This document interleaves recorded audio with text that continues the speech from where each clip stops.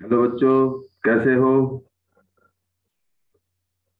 आशा है आप स्वस्थ और तंदुरुस्त होंगे। जय श्री कृष्ण, जय श्री राम। चलिए, आज हम स्टार्ट करते हैं class 9th subject maths, question from CBSE 2021। ये सीबीएसई के सैंपल पेपर से कुछ क्वेश्चन लिए गए हैं मैथमेटिक्स के, उनको हम आज सॉल्व करेंगे। आप इनकी ज्यादा से ज्यादा प्रैक्टिस करिए। जिसमें हमारा पहला क्वेश्चन क्या है? Figure A. इन फिगर, ये हमारे को फिगर देखिए। A B and C D are parallel line. A B, ये ए बी है और ये क्या है? C D. दोनों क्या है? पैरेलल। मींस ये मेरे पास ए बी और ये सी डी। ये ए बी है, ए बी, और ये क्या है? C D. दोनों क्या है? Parallel line. इस पैरेलल लाइन को एंड ट्रांसवर्सल। पैरेलल लाइन किसे बोलते हैं? वो दो लाइन जो कभी आपस में नहीं मिलती, या हम ये कह सकते हैं कि दोनों के बीच का डिस्टेंस हमेशा क्या रहता है? सेम रहता है। और अ ट्रांसवर्सल, ट्रांसवर्सल क्या है?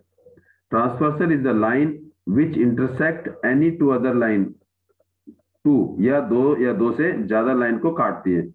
तो ये किसका काम कर रही है?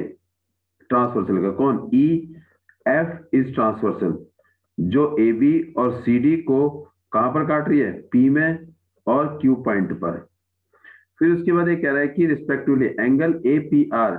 ये यहां पर A P R, it mean यहां पर एक पॉइंट आर है, ये आर, ये कितना है? 25 डिग्री।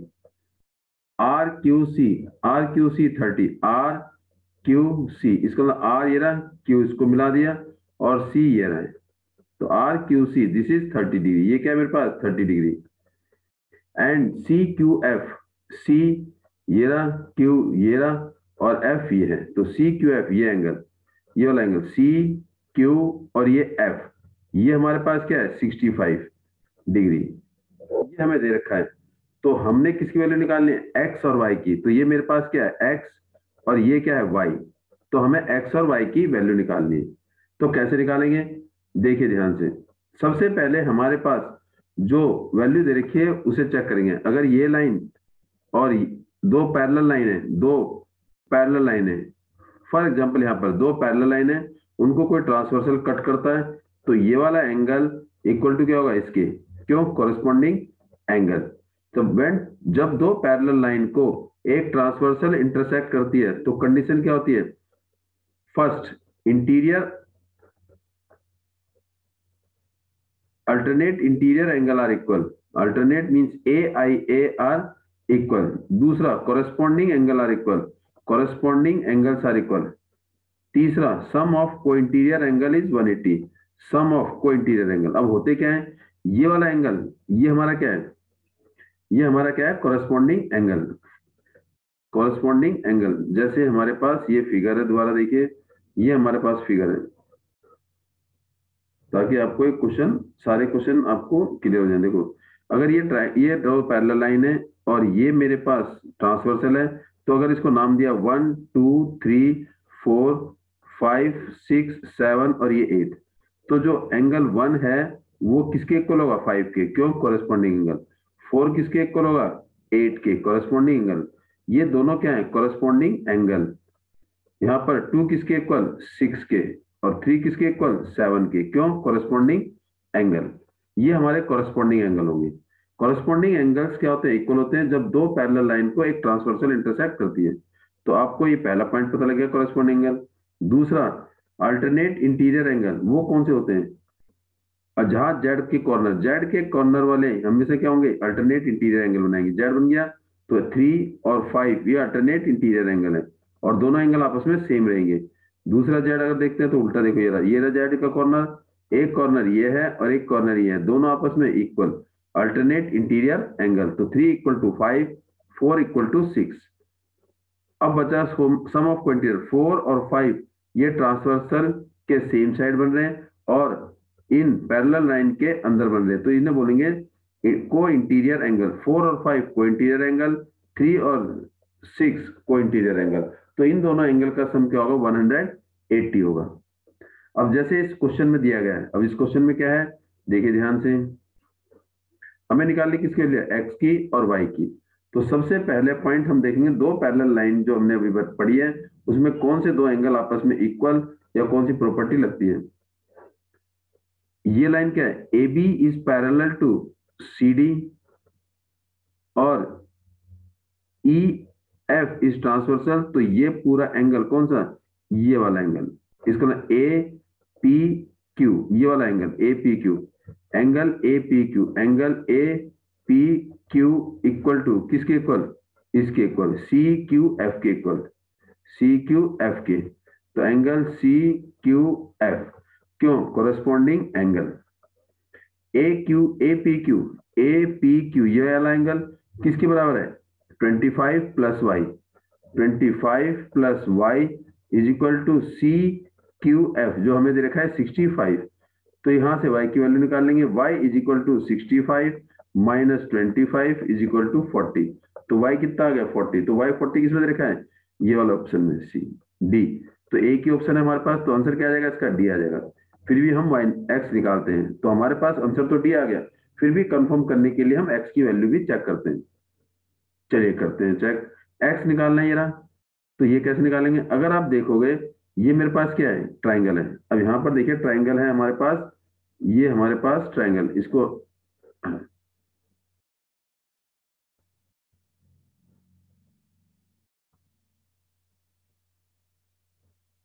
ये ट्राइंगल आर टी क्यू एक ट्राइंगल है, और इसमें ये क्या है, साइड को पी क्यू को क्या कर दिया, प्रोड्यूस कर दिया।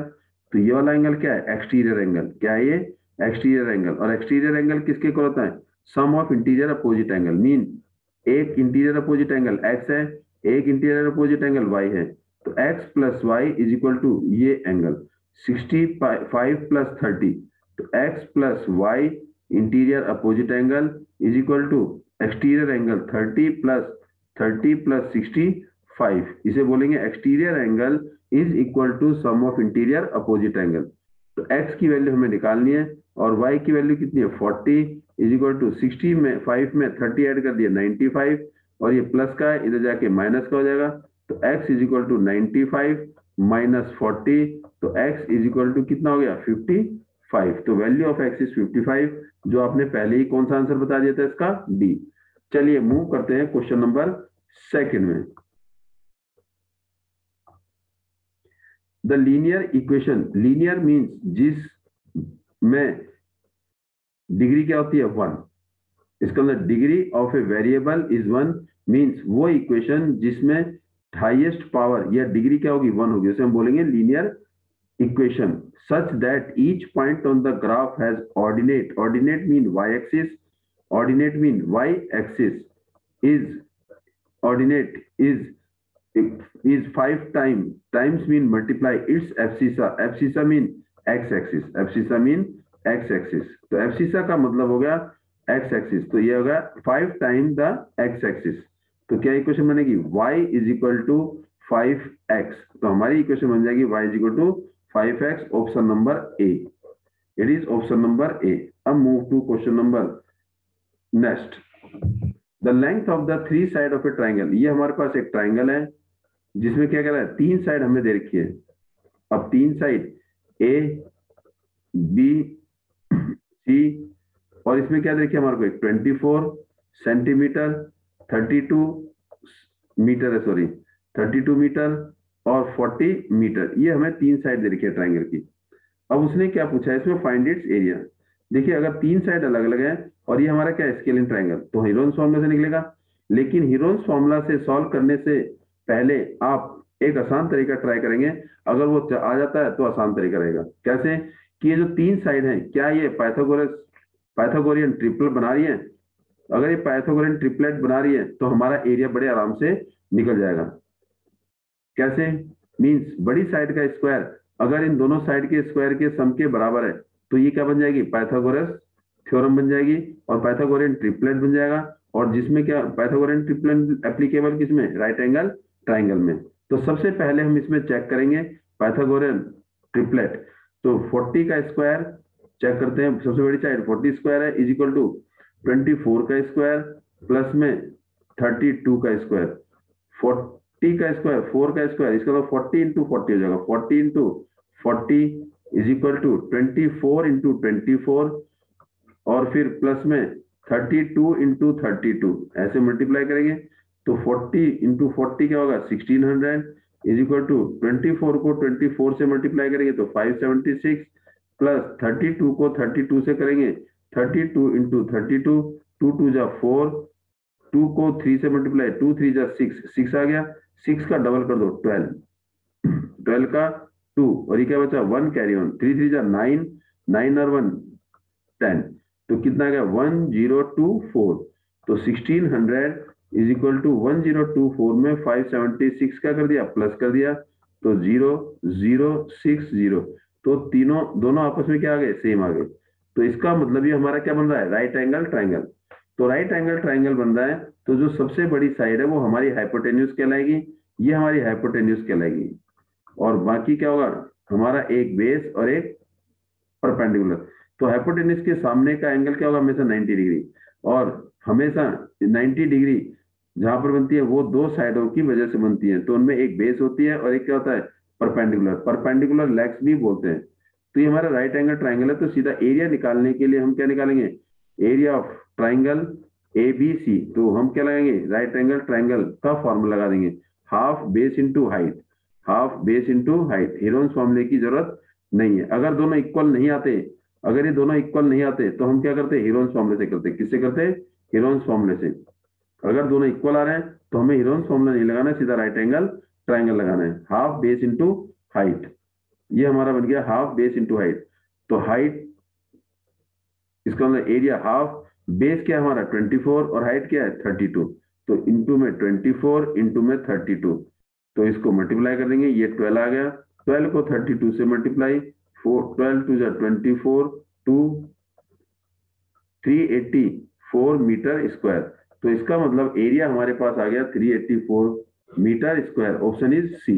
ये हमारा थर्ड क्वेश्चन है। अब move to next question, exterior angle of a triangle, एक ट्राइंगल है, ट्राइंगल किसे कहते हैं क्लोज फिगर, एक polygon, polygon with three side या close figure bounded by three side, एक ट्राइंगल ए बी सी है, दीज आर द वर्टिसेस, और इसके तीन एंगल है, तीनों एंगल का सम क्या होता है 180 होता है, and the two interior opposite angle, अब इंटीरियर एंगल हमारे ए भी है बी भी है सी भी है, और ये कह रहा है interior opposite angle are equal, ये दोनों एंगल ये हमारे इसमें क्या है दोनों एंगल आपस में क्या है इक्वल है, और एक्सटीरियर एंगल मींस एक साइड को हमने प्रोड्यूस कर दिया, तो ये क्या हमारा एक्सटीरियर एंगल, क्या है ये एक्सटीरियर एंगल, और वो हमें कितना देखा है 80 डिग्री, और इसके इंटीरियर अपोजिट एंगल कौन से देंगे ये वाला एंगल ए और एंगल बी, और दोनों आपस में क्या है इक्वल है, तो एक को एक्स ले लेंगे तो दूसरा भी क्या हो जाएगा एक्स, तो ये वाला कौन सा एंगल है ये इसका एडजेसेंट एंगल है, जो क्या बना रहा है लीनियर पेयर एंगल।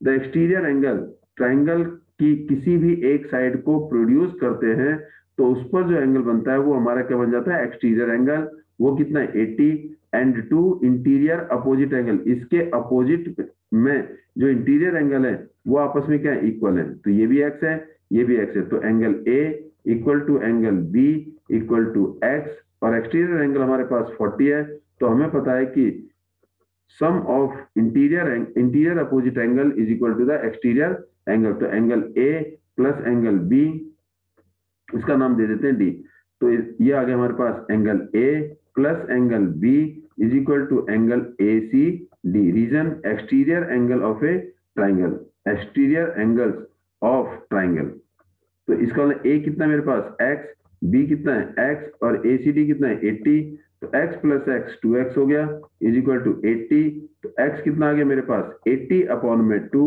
और ये हो गया मेरे पास 40, तो इसका मतलब ईच इंटीरियर एंगल जो आपस में इक्वल हैं, तो हर एंगल कितने का आ गया 40 डिग्री का आ गया, तो ऑप्शन क्या हमारे पास डी ऑप्शन है, कौन सा ऑप्शन है डी। चलिए अगला क्वेश्चन करते हैं, the base of A right angle triangle is 8, right angle triangle, right mean 90 degree triangle, वो ट्राइंगल जिसमें एक एंगल कितने डिग्री का है 90 डिग्री का है, ये मेरे पास राइट एंगल ट्राइंगल है, right angle triangle A B C, ये 90 डिग्री, ये बेस हो जाएगा, और ये परपेंडिकुलर, परपेंडिकुलर और बेस दोनों साइड 90 डिग्री एंगल बनाती है और 90 डिग्री के सामने वाला क्या बन जाएगा, hypotenuse.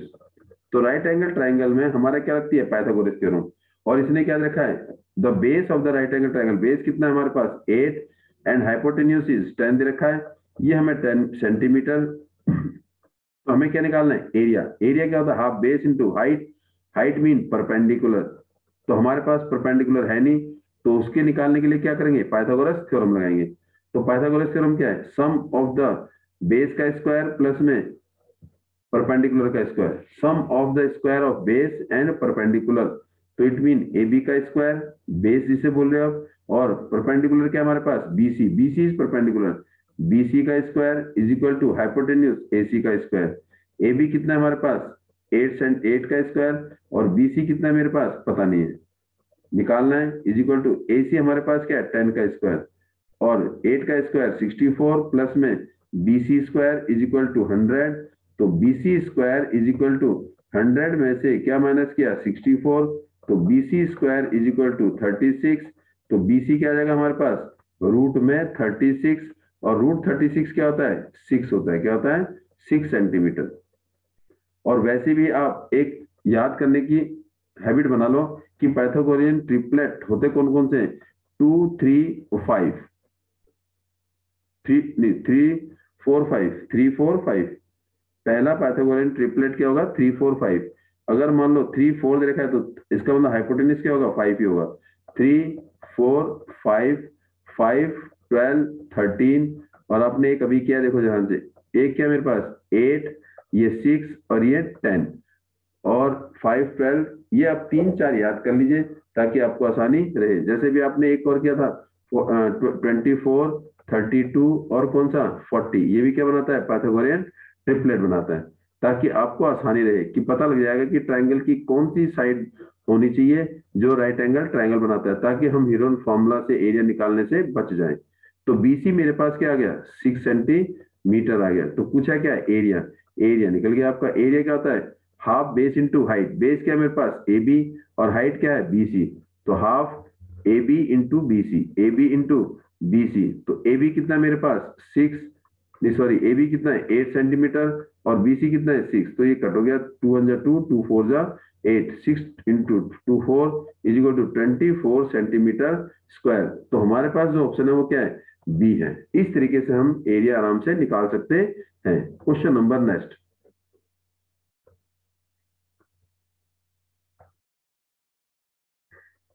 This is P Q parallel to किसके आर एस के, दोनों लाइन पैरेलल है, और ये किसका काम कर रही है ट्रांसवर्सल का, किसका ट्रांसवर्सल का। तो इसका मतलब ये एंगल कितना है 70, और ये कितना आ जाएगा हमारे पास, निकालना क्या है एक्स की वैल्यू, निकालनी क्या है एक्स की वैल्यू। तो ये 70 है, तो ये भी क्या आ जाएगा 70, क्यों अल्टरनेट इंटीरियर, क्योंकि जेड बन रहा है देखो, ये हमारा क्या बन रहा है जेड, ये जेड बन रहा है। तो ये कितना हो जाएगा 70, चाहे हम ऐसे निकाल सकते हैं, ये भी कर सकते हैं, ये भी क्या है 70 वर्टिकली अपोजिट एंगल या कॉरेस्पॉन्डिंग एंगल से। ये हमारा 70 हो गया ये वाला एंगल, और ये ट्राइंगल है, ये क्या है हमारे पास ट्राइंगल, ये क्या है हमारे पास ट्राइंगल। ट्राइंगल की एक साइड को क्या कर दिया प्रोड्यूस कर दिया, इस वाली साइड को क्या कर दिया प्रोड्यूस कर दिया। तो ये कौन सा एंगल बन गया एक्सटीरियर एंगल, और exterior angle is equal to sum of interior opposite angle. तो जो 70 है वो किसके बराबर है एक्स प्लस 20 के बराबर। दोबारा देखिए इसे, सबसे पहले ये क्या हमारे पास 70, तो ये भी क्या हो जाएगा 70, रीजन अल्टरनेट इंटीरियर एंगल, क्योंकि पी क्यू पैरेलल किसके आर एस के, दोनों लाइन आपस में क्या है पैरेलल, ये पैरेलल है, और ये किसका काम कर रहा है ट्रांसवर्सल का। तो क्या बन गया जेड बन गया, देखो जेड बन गया, तो एक 70 आ जाएगा, क्या आ जाएगा 70। अब ये ट्राइंगल है टी, इसको ले लिया आपने पी, इसको ले लिया ओ ले लो। तो पी ओ आर एक ट्राइंगल है, इस ओ आर को हमने इस ओ आर को प्रोड्यूस किया तो सीधी लाइन आ गई, ये क्या एक्सटीरियर एंगल, और एक्सटीरियर एंगल हमेशा क्या होता है sum of interior opposite angle के बराबर होता है।